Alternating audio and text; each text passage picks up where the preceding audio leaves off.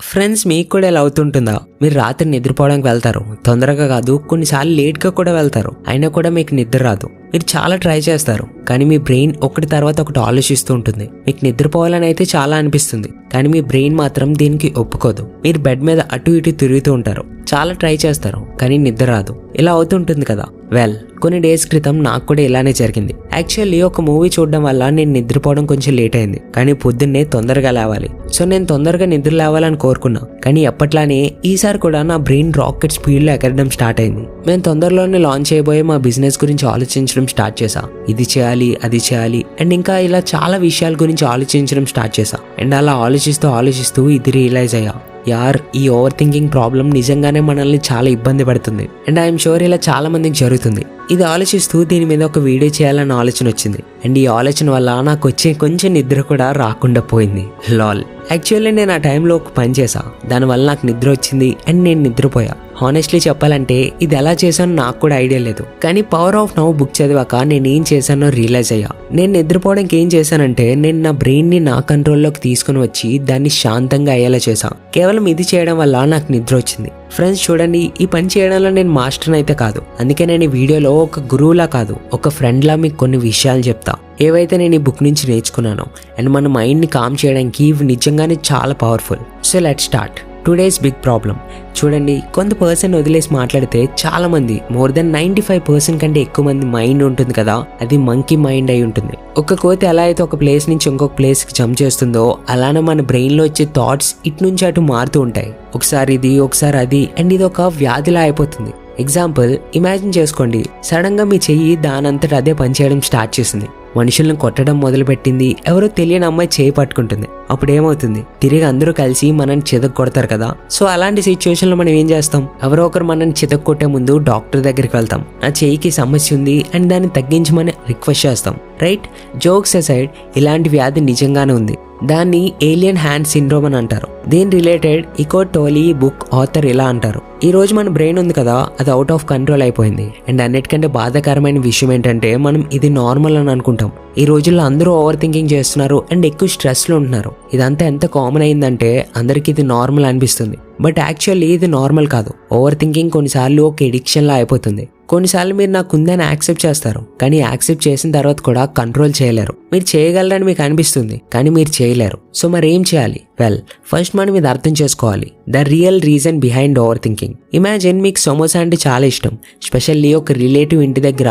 అక్కడికి మీరు ఇయర్లో కేవలం ఒకసారి మాత్రమే వెళ్తారు. ఇప్పుడు కూడా మీరు అక్కడికి వెళ్ళారు అండ్ మీరు ప్రతి గంటకి సమోసా ఆర్డర్ ఇస్తున్నారు అండ్ దాన్ని తింటున్నారు. సో రిజల్ట్ గా దానివల్ల మీకు చాలా దారుణంగా లూజ్ మోషన్స్ అవడం మొదలైంది. ఇప్పుడు మీరు ఏం చేస్తారు అంటే, లూజ్ మోషన్స్ ఆపడానికి ఏం చేస్తారు? మీరు డాక్టర్ దగ్గరికి వెళ్తారు. అవును నిజమే, కానీ అన్నిటికంటే ముందు మీరు సమోసా తినడం ఆపేస్తారు, రైట్? బికాస్ దానివల్లే కదా ఈ సమస్య వచ్చింది. సిమిలర్లీ ఈ ఓవర్ థింకింగ్ ఇంకా వేరే సమస్యలను ఆపాలంటే ఫస్ట్ మీరు వాటి వెనుకున్న రీజన్స్ ఏంటి అని అర్థం చేసుకోవాలి. ఈ రీజన్స్ వల్లే మీకు మెంటల్ లూజ్ మోషన్స్ అవుతున్నాయి. రీజన్ ఏంటో తెలుసుకొని మీరు ఆ పనులు చేయడం ఆపేస్తే అప్పుడు మెడిసిన్స్ కూడా బాగా పనిచేస్తాయి. సిమిలర్లీ ఓవర్ థింకింగ్ కూడా ఇలానే చేయాలి. ఫస్ట్ నేను మీకు 3 రీజన్స్ చెప్తా, వీటి వల్ల అయితే మీరు అతిగా ఆలోచిస్తున్నారు. అండ్ ఈ ఓవర్ థింకింగ్ మానేయడానికి నేను మీకు 5 మెడిసిన్స్, అదే 5 మార్గాలు కూడా చెప్తా. వాటి హెల్ప్ తో మీరు మెంటల్ లూజ్ మోషన్స్ ని ఆపగలరు. Reason 1, future and ego. కొన్నిసార్లు ఎలా అవుతుందంటే, మనం సోషల్ మీడియాలో ఎవరో ఒకరి లైఫ్ ని చూస్తాం. మనం వాళ్ళ దగ్గర కారు ఉండడం చూస్తాం, మంచి బంగ్లా, మంచి బాడీ అండ్ అందమైన అమ్మాయి. ఇవన్నీ చూసి మనం ఆలోచిస్తాం, ఇవన్నీ నా దగ్గర ఎందుకు లేవు? ఎందుకు స్టూపిడ్ పీపుల్ స్టూపిడ్ వీడియోస్ చేసి అంత ఫేమస్ అవుతున్నారు, కానీ నేనెందుకు గ్రో అవ్వట్లేదు? దాని తర్వాత మన ఈగో మనకి కోపం వచ్చేలా చేస్తుంది. అప్పుడు మనం చాలా చెడ్డ విషయాలు ఆలోచించడం మొదలు పెడతాం. మనం ఆ వస్తువులన్నీ ఆ అన్డిసర్వింగ్ పీపుల్ దగ్గర నుంచి మన దగ్గరికి రావాలని కోరుకుంటాం. అండ్ ఈ వాంట్ ఏదైతే ఉందో ఇది మన లైఫ్ లో ఒక హోల్ ని క్రియేట్ చేస్తుంది, ఒక ట్రాప్ లో పడేలా చేస్తుంది. అప్పుడు మనం ఆలోచిస్తాం, ఒకవేళ ఈ కార్ నా దగ్గర ఉంటే నేను కూడా హ్యాపీగా ఉంటా. మన ఈగో మనని కమాండ్ చేస్తుంది, నువ్వే ఆలోచించు, నువ్వు నీ డిజైర్స్ ని నిజం చేసుకోవడానికి ఏమేం చేయాలి, నువ్వు ఇది చేయగలవు, అది చేయగలవు. అండ్ ఈ అన్హెల్దీ డిజైర్స్ ఏవైతే ఉన్నాయో అవి మనుషుల్ని మెంటల్లీ చాలా ప్రెషర్ లో పెడుతుంది అండ్ అతిగా ఆలోచించేలా చేస్తాయి. దీనికి రిలేటెడ్ నాకు ఒక కోట్ గుర్తొచ్చింది. ఒకరు గౌతమ్ బుద్ధుని ఎలా క్వశ్చన్ చేశారు, నాకు సంతోషం కావాలి, ఐ వాంట్ హ్యాపీనెస్. అప్పుడు గౌతమ్ బుద్ధ ఇలా అన్నారు, ఫస్ట్ స్టేట్మెంట్ నుంచి నాకు అనేది తీసేయి, ఎందుకంటే నాకు అనేది అహంకారం వల్ల వస్తుంది. తర్వాత కావాలి అనే పదం తీసేయి, ఎందుకంటే కావాలి అంటే అదొక కోరిక. ఎప్పుడైతే మీ లైఫ్ నుంచి ఈగో అండ్ డిజైర్ ఈ 2 వెళ్ళిపోతాయో అప్పుడు మీ లైఫ్ లో కేవలం సంతోషమే మిగులుతుంది. ఇప్పుడు మీకు ఎలా అనిపించవచ్చు, అంటే ఇప్పుడు లైఫ్లో కోరికలు ఉండకూడదా? ఆరు కోరికలు ఎప్పుడు చెడ్డవే అయి ఉంటాయా? లేదు. ఆథర్ ఏమంటారంటే మీ లైఫ్ని మెరుగుపరుచుకోవాలనే కోరిక చెడ్డది కాదు, ఒకవేళ మీరు నెక్స్ట్ పాయింట్ని మంచిగా అర్థం చేసుకుంటే. Reason number 2, outer purpose versus inner purpose. మీకు మీ లైఫ్లో ఏవైతే గోల్స్ ఉన్నాయో, ఏవైతే డ్రీమ్స్ నిజమవ్వాలనుకుంటున్నారో అవి మీ అవుటర్ పర్పస్ అవుతాయని ఆథర్ అంటారు. బికాస్ ఆబ్వియస్లీ అవి ఫ్యూచర్ మీద ఫోకస్ చేసేలా ఉంటాయి. చూడండి, అర్థం చేసుకోవాల్సిన విషయం ఇది. మీరు ఫ్యూచర్లో ఏం చేయాలి, ఏం స్టెప్స్ తీసుకోవాలి అనేవి మీ పూర్తి అటెన్షన్ని తీసుకుంటున్నాయి. దీనివల్ల మీరు ఇప్పుడేం చేస్తున్నారు అన్న దానికంటే ఫ్యూచర్లో ఏం చేస్తారనేది చాలా ముఖ్యంగా మారుతుంది. అప్పుడు విషయం మీ ఇన్నర్ పర్పస్ యొక్క ప్రయాణాన్ని పాడు చేస్తుంది. ఫ్రెండ్స్, ఇన్నర్ పర్పస్కి మీరు ఏం చేస్తున్నారు, ఎక్కడ చేస్తున్నారు అనేది మ్యాటర్ కాదు. ఇన్నర్ పర్పస్కి మీరు ఇప్పుడు చేసే పని ఎలా చేస్తున్నారు అనేది మాత్రమే మ్యాటర్ అవుతుంది. అంటే ఒకవేళ మీ ఫోకస్ ప్రెసెంట్ మీరు చేసే పని మీద ఉంటే, నవ్వు మీద ఉంటే, చాలా వరకు మీరు మీ ఇన్నర్ పర్పస్ని సాధించగలుగుతారు. అండ్ అన్నిటికంటే మంచి విషయం ఆథర్ చెప్పేది, ఒకవేళ మీరు మీ ఇన్నర్ పర్పస్ని నెరవేరిస్తే అప్పుడు అది మీ అవుటర్ పర్పస్ని కూడా చాలా బాగా నెరవేరేలా చేస్తుంది, అది కూడా ఓవర్ థింకింగ్ చేయకుండా. అందుకే ఆథర్ ఇన్నర్ పర్పస్ మీద ఎక్కువ ఫోకస్ చేయమని అంటారు. గుర్తుపెట్టుకోండి, అవుటర్ పర్పస్ని పూర్తి చేయడానికి బహుశా మీరు 1000 అడుగులు వేయాల్సి రావచ్చు. మీరు ఎంత ఎక్కువ ఆలోచిస్తే మీరు అంత ఎక్కువ ఇబ్బంది పడతారు, ఎందుకంటే ఫ్యూచర్ ఎలా ఉంటుందో మీకు తెలియదు. కానీ ఇన్నర్ పర్పస్ కోసం కాదు, కేవలం ఒక్క స్టెప్ వేయాలి, అది మీరు చాలా ఈజీగా వేయగలరు, అది కూడా ఎక్కువ ఆలోచించకుండా. సో ఏంటి ఆ స్టెప్? మీరు ఏదైతే నౌ ప్రెసెంట్ లో చేస్తున్నారో దాని మీద మీ పూర్తి ఫోకస్ అండ్ కాన్సన్ట్రేషన్ పెట్టండి. ఇప్పుడు మీరు ఒకవేళ నోటీస్ చేసి ఉంటే, నేను ఏవైతే చేస్తున్నానో అక్కడి నుంచి మీరు చూడొచ్చు ఎలా మనం మన ఫ్యూచర్ గురించి ఆలోచించడం ప్రాబ్లమ్స్ తెచ్చిపెడుతుందో. కానీ ప్రాబ్లం కేవలం ఫ్యూచర్ గురించి కాదు, పాస్ట్ కూడా మనకి ప్రాబ్లమ్స్ వచ్చేలా చేస్తుంది. ఇన్ఫాక్ట్ మీరు ఇది విని ఉంటారు, ఒక రీసెర్చ్ కి అకార్డింగ్ ఒక మనిషి బ్రెయిన్ లో రోజుకి 70,000 థాట్స్ వస్తాయి. దీనికి యావరేజ్ ఒక రోజు మొత్తంలో ఓన్లీ 3 సెకండ్స్ మాత్రమే మనం ప్రెసెంట్ లో బ్రతుకుతాం. మిగతా టైం మొత్తం మనం ఫ్యూచర్ లేదా ప్రెసెంట్ గురించి ఆలోచిస్తూ ఉంటాం. చాలాసార్లు ఇదే మన ప్రాబ్లమ్స్ కి ముఖ్య కారణం అవుతుంది. కానీ దీనికి ఆపోజిట్ గా one of my favourite Tony Robbins ఎలా అంటారు, nothing is more powerful than deeply rooted soul with the present. Present లో లోతుగా పాతుకుపోయిన ఆత్మ కంటే శక్తివంతమైనది ఏదీ లేదు. Reason number 3, past is pain. మీరు చూసుంటారు, ఒకవేళ ఒక చిన్న పిల్లోడు కింద పడితే తన అమ్మ నాన్నలు వాళ్ళకి అటెన్షన్ ఇచ్చి ఏమైంది అనుకుంటూ తన దగ్గరికి పరుగులు పెడుతూ వెళ్తే ఆ పిల్లోడు చాలా వరకు ఏడవడం స్టార్ట్ చేస్తాడు. అదే ఒకవేళ ఆ పిల్లోడు కింద పడినప్పుడు వాళ్ళ అమ్మ నాన్నలు తన మీద ఫోకస్ చేయకపోతే, అటెన్షన్ ఇవ్వకపోతే, అప్పుడు ఆ పిల్లోడు ఏం చేస్తాడు, అటు ఇటు చూస్తాడు, కొంత టైంకి లేచి మళ్ళీ తన ఇంపార్టెంట్ పనుల్లో బిజీ అయిపోతాడు, ఆడుకోవడంలో.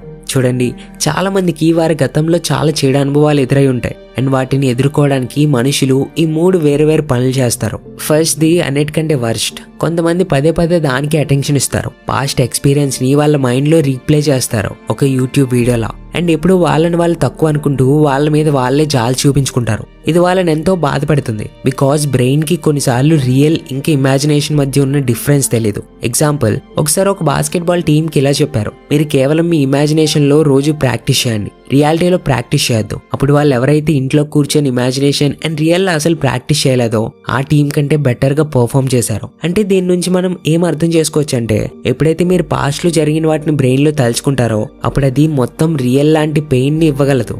అందుకే చేయడం నుంచి మిమ్మల్ని మీరు ఆపుకోండి. అండ్ సెకండ్ వే, కొంతమంది వాళ్ళ పాస్ట్ ఎక్స్పీరియన్సెస్ ని బలవంతంగా ఆపడానికి ట్రై చేస్తారు. కానీ ఇది కూడా సరైనది కాదు. అకార్డింగ్ టు బ్యాక్వర్డ్ లా, ఇది సైకాలజీలో ఒక పవర్ఫుల్ కాన్సెప్ట్. అదేం చెప్తుందంటే, కొన్నిసార్లు మనం ఎంతైతే నెగిటివ్ ఫీలింగ్స్ ని ఆపడానికి ట్రై చేస్తామో అవి అంతే ఎక్కువ స్ట్రాంగ్ అవుతూ ఉంటాయి. అంటే ఇది కూడా సరైనది కాదు. మరి సరైనది ఏంటి? మీరేం చేయాలి? ఏదైతే చేయాలో అది చాలా తక్కువ మంది చేస్తున్నారు. అదే థర్డ్ ఆప్షన్. అదేంటంటే సరెండర్ అండ్ యాక్సెప్ట్. మీరేం చేయాలంటే మీకు ఏవైతే జరిగాయో వాటిని యాక్సెప్ట్ చేయాలి. మీకు అలా చెడు జరిగిందని మీరు ఒప్పుకోవాలి, దాన్ని యాక్సెప్ట్ చేయాలి. అది మీ లైఫ్లో ఒక ఇంపార్టెంట్ పార్ట్. అది మీకు ఎన్నో లెసన్స్ నేర్పించింది, దానివల్ల మీరు లైఫ్లో గ్రో అయ్యారు, దాని నుంచి నేర్చుకున్నారని వాటిని మీరు యాక్సెప్ట్ చేయాలి. అండ్ వాటిపై ఎక్కువ ఫోకస్ పెట్టకుండా ముందుకు వెళ్తూ ఉండండి. ఇప్పుడు మీరు ఓవర్ థింకింగ్ చేయడానికి ఆ 3 రీజన్స్ ఏంటో తెలుసుకున్నారు. వీటిని మీరు ఆపేయాలి. కానీ అది అంత ఈజీ కాదని నాకు తెలుసు. అందుకే ఈ ప్రాబ్లమ్ని సాల్వ్ చేయడానికి కొన్ని మెడిసిన్స్ చూద్దాం. ఈ 5 విషయాలు మీరు ప్రెసెంట్లో ఉండడానికి అండ్ ఓవర్ థింకింగ్ని తగ్గించడానికి చాలా హెల్ప్ చేస్తాయి. Number 1, trying new things. మీరు ఎప్పుడైనా గమనించారా, ఎప్పుడైతే మీరు ఏదైనా కొత్తగా చేస్తారో అప్పుడు మీ ఫోకస్ పూర్తిగా ఆ పని చేయడం మీద ఉంటుంది. మీరు చాలా తక్కువ డిస్ట్రాక్ట్ అవుతారు. అండ్ ఈ థింగ్స్ మీరు ప్రెసెంట్లో ఉండడానికి చాలా హెల్ప్ చేస్తుంది. అండ్ ఓవర్ థింకింగ్ తగ్గించడానికి ప్రెసెంట్లో ఉండడమే ది మోస్ట్ పవర్ఫుల్ థింగ్ అవుతుంది. దీని మీద ఒక కోట్ కూడా ఉంది, being presence in the moment is the greatest present you can give yourself. Number 2, say it out.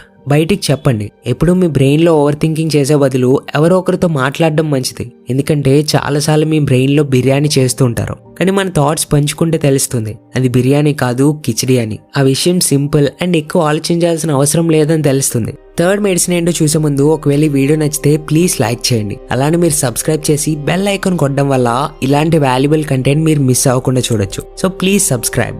So third medicine, right your thoughts. ఇప్పుడు మీతో మాట్లాడడానికి ఎవరు లేకపోతే మీ ఆలోచనలను రాయడం కూడా స్టార్ట్ చేయొచ్చు. ఈ పని కూడా ఓవర్ థింకింగ్ తగ్గించడానికి చాలా హెల్ప్ చేస్తుంది. గెటింగ్ థింగ్స్ డన్ బుక్ యొక్క ఆథర్ ఇలా చెప్తారు, ఏ విషయాలైతే మీ మైండ్లోకి వస్తాయో వాటిని మీ మైండ్లో వదిలేయడం కంటే వాటిని రాయండి. ఇది మిమ్మల్ని ఓవర్ థింకింగ్ చేయడం నుంచి కాపాడుతుంది. Number 4, forgive your self and others. చాలాసార్లు మనం వేరే వాళ్ళ వల్ల ఎక్కువ ఆలోచిస్తాం. ఎవరి మాటలైనా మీకు బాధ కలిగించినా, ఎవరైనా మనకి చెడు చేసినా వాళ్ళ గురించి మనం ఆలోచిస్తాం అండ్ వారిపై కోపపడతాం, పగ తీర్చుకోవాలనుకుంటాం. ఇలా చాలా నెగిటివ్ ఫీలింగ్స్ వస్తాయి అండ్ కొన్నిసార్లు మనపై మనమే కోపపడతాం, నేను ఈ పని ఎందుకు చేశాను అని. ఆ పనులు మన ప్రశాంతతను తీసుకుంటాయి. అందుకే నిద్రపోయే ముందు మిమ్మల్ని మీరు అండ్ ఇతరులను క్షమించండి. ఈ పని మీకు ప్రశాంతతనిస్తుంది.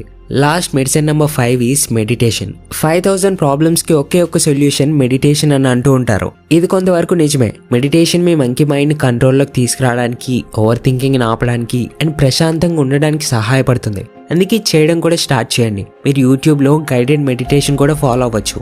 సో ఫ్రెండ్స్, ఇది పవర్ ఆఫ్ నౌ బుక్ యొక్క సమ్మరీ. ఈ వీడియో మీకు నచ్చితే మీ ఫ్రెండ్స్లో అతిగా ఆలోచించే వాళ్ళకి తప్పకుండా షేర్ చేయండి. అండ్ మీరు వెళ్లే ముందు ఇది వినండి, మనం అతిగా ఆలోచించడానికి one of the main reason డబ్బు ఎలా సంపాదించాలి, ఎలా మల్టిప్లై చేయాలనే స్ట్రెస్తో ఎంతో మంది ఓవర్ థింకింగ్ చేస్తున్నారు. నేను కూడా ఒకప్పుడు ఇదే ప్రాబ్లం ఫేస్ చేశాను, కానీ తర్వాత నాకు ఒక సొల్యూషన్ దొరికింది. సో ఒకవేళ నాలని మీకు కూడా ఎలాంటి స్ట్రెస్ లేకుండా స్టాక్ మార్కెట్లో ఒక ఆటోమేటెడ్ ప్రాసెస్తో సేఫ్గా హై రిటర్న్ సంపాదించడానికి ఒక క్లియర్ రోడ్ మ్యాప్ కావాలనుకుంటే, 28 years మిలియనర్ నాతో షేర్ చేసిన కంప్లీట్ రోడ్ మ్యాప్ తెలుసుకోవాలనుకుంటే ఒక్కసారి వీడియో మీద క్లిక్ చేసి ఈ మాస్టర్ క్లాస్ చూడండి. మీ లైఫ్లో సగం టెన్షన్స్ తీరిపోయేలా చేస్తుంది. ఈ మాస్టర్ క్లాస్ మీద నాకు అంత కాన్ఫిడెన్స్ ఉంది. సో ముందే ఎందుకు చూడలేదని బాధపడక ముందే క్లిక్ చేసి చూడండి. మళ్ళీ మాస్టర్ క్లాస్లో కలుద్దాం. This is Lokesh and thank you so much for watching.